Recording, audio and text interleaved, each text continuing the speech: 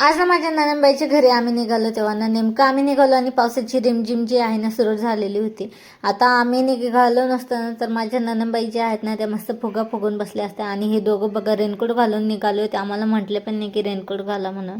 आणि मी त्यांच्या गावी गेलो, आम्ही मिठाई शॉपमध्ये गेलेलो, मिठाई वगैरे घ्यायची होती. मिठाई घेतली आणि इथे ना कायरोचं तोंड फुगून बसायचं कारण हे होतं की त्याला ना फ्रुटी पाहिजे होती. आता फ्रुटी मी यासाठी घेऊन दिली नाही कारण वातावरण खूप खराब आहे.